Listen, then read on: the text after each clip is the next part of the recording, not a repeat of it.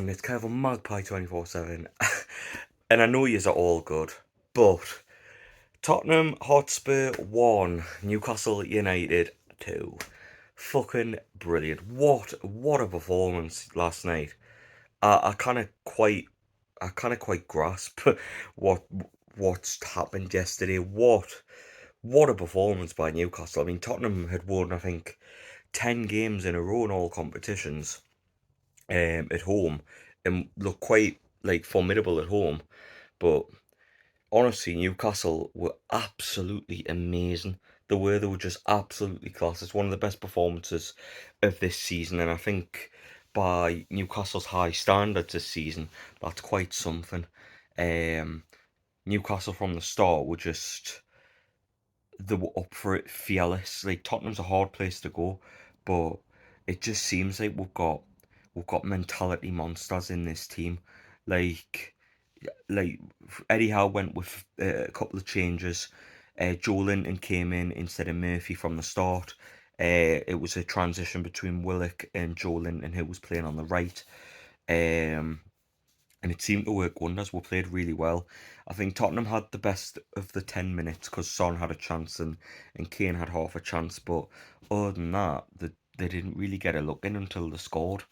Um, it's just amazing from Newcastle. The first goal, Lloris comes out and he bounces off Wilson and goes down very very easily. And Wilson just chips it over the goalkeeper to make it 1-0. Um, Definitely a goal. Like, sorry, like, but it's a goal. And then that man again, man, Miguel Almiron. I don't think I've ever been happier for a player to do so well. Like, since he got gypped off Jack Grealish in in Man City's title parade, Miguel Almiron's been probably top three wingers in the league.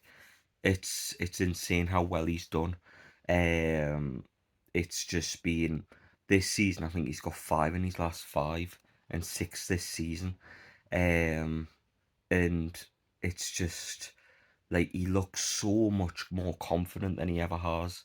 He just looks like the player that we thought we were getting from Atlanta like a few years ago now. But he's went from someone that maybe being talked about for leaving the club in the summer to someone who's undroppable from the team. He's just playing out of his skin at the moment, and his goal was absolutely brilliant. A great bit of skill to get past the defender, slots it under Lloris, makes it 2-0, and yeah, just to go 2-0 up at Tottenham. Like, I wish I was down there last night. I really do. Like, to get like obviously Tottenham, we've got an all right record at the new stadium. We've only been beat once out of four appearances, so we're all right down there. But to go and win in that fashion, the second half, obviously the heavens decided to well and truly open. I think the players came onto the field with dry kits, and within 5 minutes, it was skin tight to them. It was that bad. It was a scrappy second half. Couple of chances here and there. I thought the referee was absolutely shocking. Some of the decisions he was giving away, like the penalty. I'm not saying it's a penalty. I'm not saying it is or isn't. But I just want consistency, because if that's a penalty last night, or if it's not a penalty, then Dan Burns the other week when he handballed it in the box, very similar, isn't. I'm just calling for consistency. If it's a penalty, say it's a penalty on both occasions. If it's not, then it's not.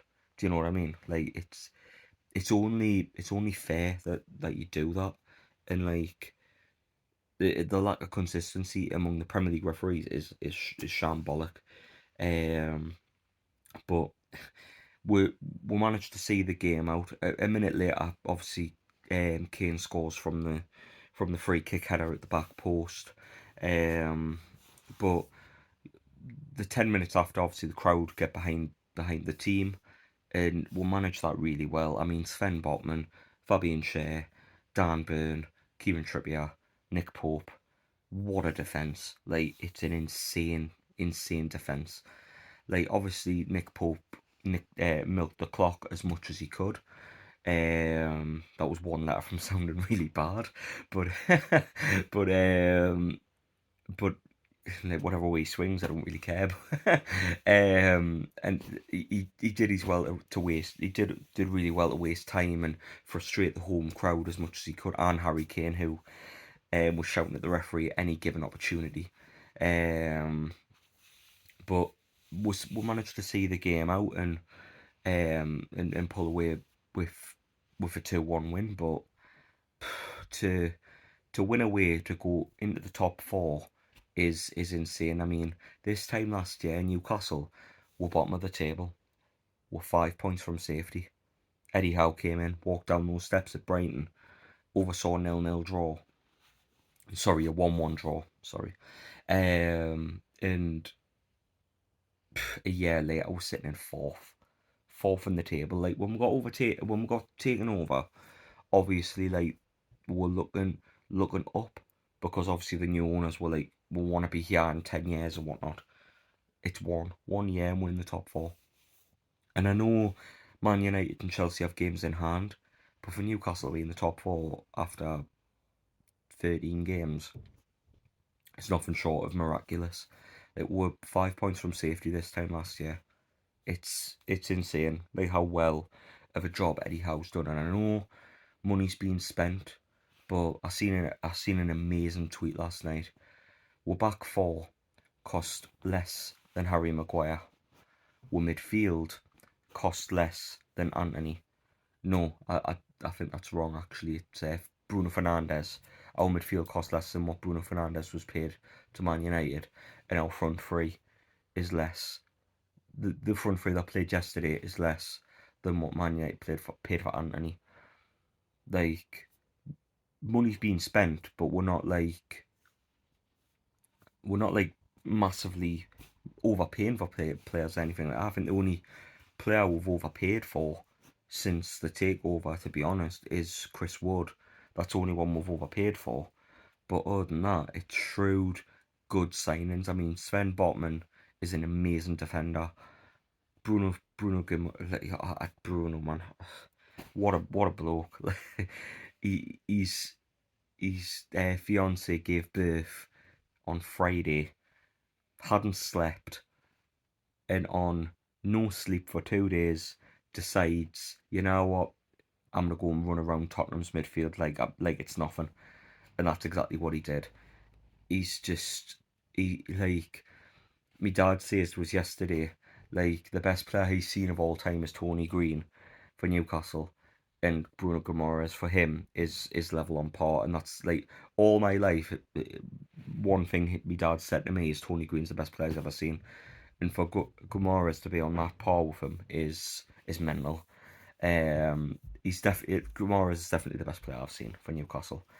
Like I've said before in previous videos, he makes you on Kabay look like Mehdi Abeid. Like, do you know what I mean? Like I love Kabay, but Bruno's just so well rounded. Like every part of his game is absolutely like brilliant, and his spirit and his attitude is unbelievable. Like if he wanted to stay with his fiance and his child, he would have had more than enough reason to do so. Like it's the kid's just been born.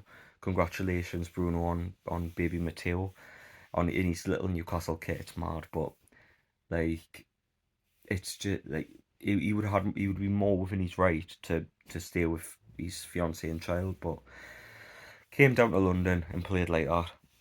Um, what a player we've got on our hands, and even better, you've got it because you look at all the other clubs in the league, other than Man City and probably Liverpool, they've all got rotten attitudes amongst players in them clubs, and like you've got Bruno with an amazing attitude, amazing work ethic, and it just it just shows what kind of team Eddie Howe's building at Newcastle.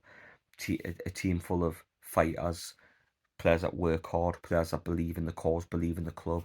It's just to see the clubs going in the right direction like it is so nice to see. And I was scrolling through like the YouTube videos for Magpie 24/7 a couple of days ago, and like this time last year and beyond, like was just negativity all across the board. And you flip it to now, positive, looking up, going into any game as if we can win. Like, I didn't expect a win yesterday, but I knew Tottenham didn't have an easy game on the hands. I knew it, like I knew how fearless these players are. Anything's possible, and to pick up 7 points from Everton at home, Man United away, and Tottenham away is crazy.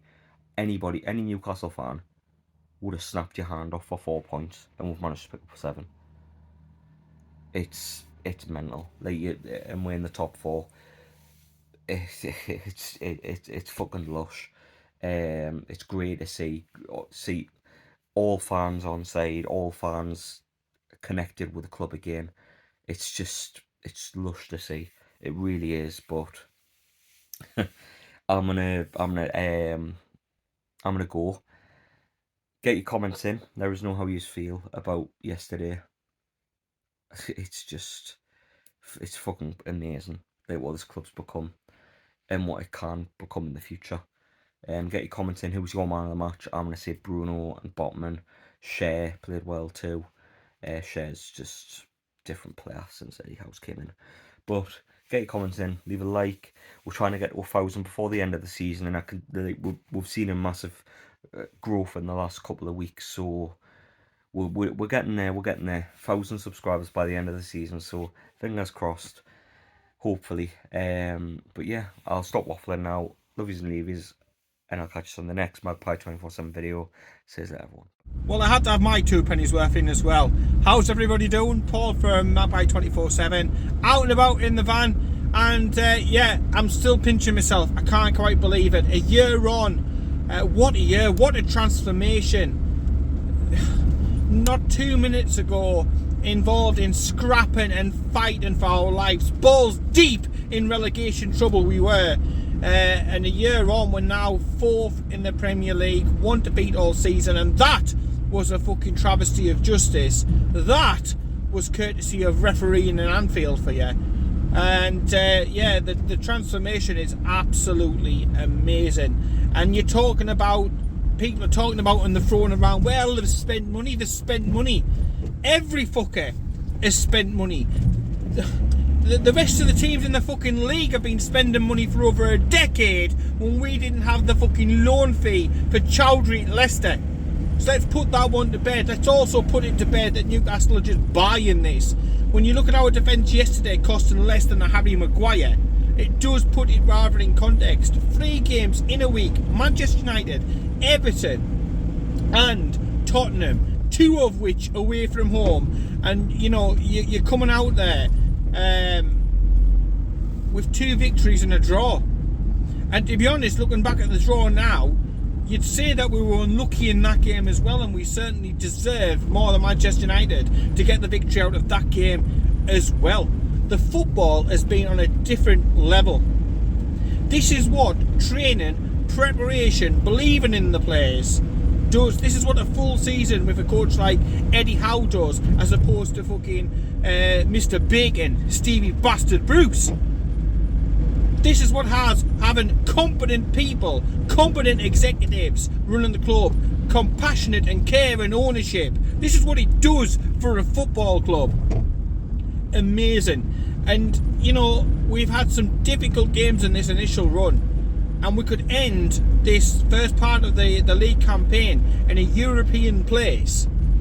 It's absolutely unbelievable. We've got 2 games at home, we've got 1 game away, every chance to still be top 6, top 4. You just don't know. Aston Villa next up, a game against Southampton down on the south coast, and then Chelsea at home. And you've got to say that Newcastle United are capable of winning all of those. We're capable and should be getting at least 2 wins and maybe a draw. Nobody will relish a trip up to St James's Park at the moment. Mark my words on that. And then we're going into, when we come back, a game or 2 before the transfer window officially opens. And who knows what a Pandora's box of signings and players we can bring in that we may be planning for that month. It is such a remarkable turnaround. Like I say, for large parts of the beginning of last season, this time we'd probably had no wins. We were rooted, literally super glued to the fucking relegation zone. Look, destined for championship football. In walks Eddie Howe and his coaches. In walks positivity, mentality, tactics, working on set pieces, getting the fitness up, changing things at the training ground.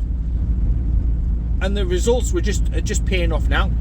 We go into places and we go to win. We don't go there just to, with the old adage of it's okay to lose, just not by too many. We don't go for let's just do enough to stay up. It's none of that. Yesterday we matched Spurs, Champions League Spurs, blow for blow, knock for knock, pound for pound, shot for shot, possession for possession. But we still look the more purposeful side. You know, we won yesterday 2-1. We had 2 penalties, in my eyes, turned down that should have been penalty kicks, should have been spot kicks. We had a glorious Callum Wilson chance to, again, I think it was a ball that was threaded through by Willock, who again, absolutely amazing. Absolutely amazing. But again, Callum Wilson should have scored there. So, 2-1 could have easily have been 3-4, 5-1. And even the goal that we did concede was a little bit soft in the end. But apart from that, I thought the defence was absolutely fantastic again. The best defence in the Premier League, Newcastle United. Who would have thought? Who could have predicted that when the likes of Steve Bruce was slating Eddie Howe? Wasn't he the players of the new relegated Bournemouth, was the comment from Steve Bruce. Well, take that comment, you nasty fuckingness, and fuck off and never darken another fucking club's dugout again. Honestly, the fucking transformation. I did predict 2-1 in the preview video that I did.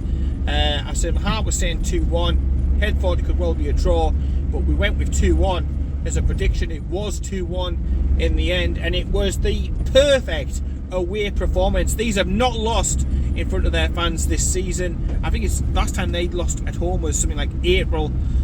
So it is no mean feat to go down to the bright lights of London, to turn up, to rock up in Spurs' backyard and to turn them over. But the warning signs had been there. Manchester City, we bloodied the nose. Liverpool, we were foully robbed by fucking substandard shit refereeing. Or again, we were the bloody noses. You go to Manchester United and we bloody noses, and we were upsetting people and we were upsetting the establishment and shaking the top six and showing the greedy six that there is another way to do it, and it's not all through spending. It's through improving the stadium, improving things for the fans. It's about getting the facilities in for the players. It's about clever recruitment, targeted recruitment. Nick Pope for 10 million. Getting Dan Burn in for a steal. These are all fantastic bits of business. And huge credit goes to Newcastle. Like I say, it's about fitness, it's about tactics, it's about belief, it's about how, in previous seasons we've rocked up to these Old Traffords and Liverpools and just sort of said, we're taking a defeat here, we're taking a loss here straight away before we'd even begun. But that mentality is absolutely out of the fucking window. Like Mike Ashley, like fucking slip-on shoes Lee Bastard Charnley, and like Steve Bruce. And I hope that all of those bastards and the rest of the merry men are watching what is going on at Newcastle United and sitting there and thinking, I wonder why we couldn't have tapped into 1% of the potential of that fucking club. Different gravy, absolute different gravy. Sven Botman looked amazing again, the defence did. And you're talking about money.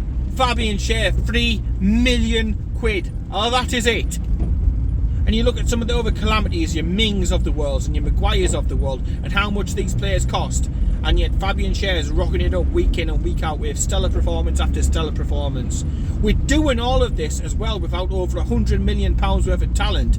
We had, 5 or 6 injured, unavailable for yesterday's game, and still we're doing the business. Our record signings only appeared, 3 times, is it? Isn't going to turn up again until after this World Cup break, which comes at a terrible time, to be honest, as a Newcastle United fan, enjoying every fucking step of this amazing journey. We're doing that. St. Maximin, he's only played a couple of times this season. Now, normally, if we were missing one or two of our star players out, it would literally be all hands on deck, panic stations, and fearing the worst. Not now. Not this new Newcastle United. Not a fucking chance. We find a way. We work through a system. One game down, we look to the next. We look to exploit weaknesses. We look to take advantage. We look to play attacking, front foot football and take it to them. And when you've got managers like Conte talking about, even before the match, look, these are in the conversation for not even just European football, in the argument, in the discussion about Champions League. I am looking at them as Champions League competitors. People have been there, done that, and got the bastard t-shirt are saying it. And we're sort of having to pinch ourselves and not believe it and take one game at a time. But when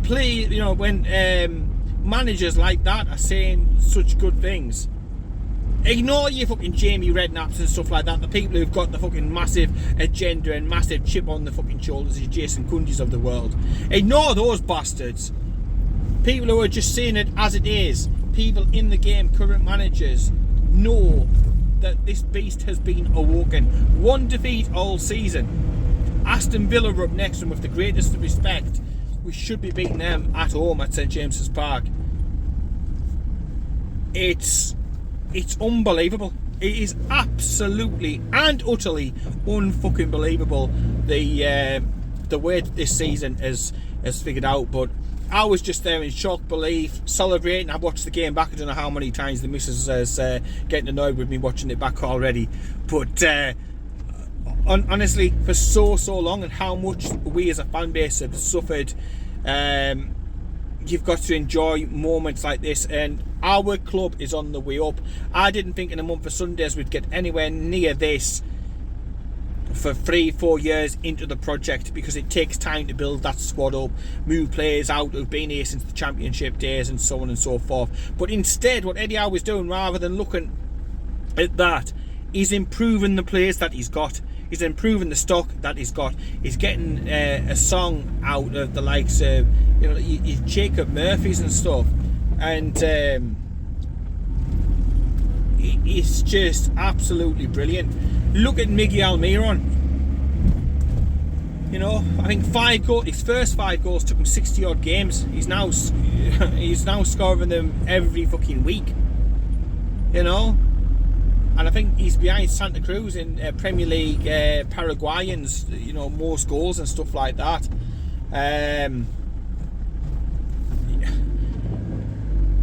Unbelievable. It is unbelievable. And it is fantastic as a Newcastle fan to see this and to witness this. And the away end, oh my word, it was like a party for the fucking 90 minutes. They never stopped singing. Whilst the action was happening, whilst they were getting a drink out the back, it doesn't matter. The club is on the up, and who knows where this can take us. Just who knows. But you cannot wait for the next game, and it's going to be such a pain in the arse when this World Cup comes around. And it's like, we've got to go back to watching Gareth Southgate and fucking fanny face. You're going to be desperate and chomping at the bit to get back to Newcastle action at the end of the day. And before, again, under the old regime, we'd have been like, 6 weeks of, no heartache. Now it's like, oh my word, 6 weeks. I can't wait for the next instalment, for the next, step on the ladder. Unbelievable. Unbelievable from every single one of them players. Callum Wilson scoring the first goal, unbelievable. A goal all day long. Lloris fucked up. That is the top and bottom of that first goal. But then there's still a lot of work to do. He's a long way out. Pressure's on. Quality finish with Callum Wilson. What else do you think? And then Miggy saying there going, right Callum, you're staying the second highest goal scorer in this team, Flower. And great work by Sean Longstaff, covering the grass again, putting in a good shift. And talking about step up in performances, look at Sean. he gets the ball through to Miggy. Miggy works miracles again. He's beaten several different Spurs players. He's ducking and diving and weaving around. He draws out the keeper and he kills a beautiful goal. And you know, it's not just the quantity of goals that Miggy Almiron is getting at the moment. The quantity is amazing, no doubt about it, but it's the quality as well. Look at the quality of goal that this lad is scoring. He ain't scoring in bastard tap-ins or nappy liners, is he? Each one of them, he's having his own goal of the fucking season competition. They're going to have to disqualify him shortly because literally he is scoring all of the goal of the season contenders. It'll just be Miggy's fucking goal of the season competition.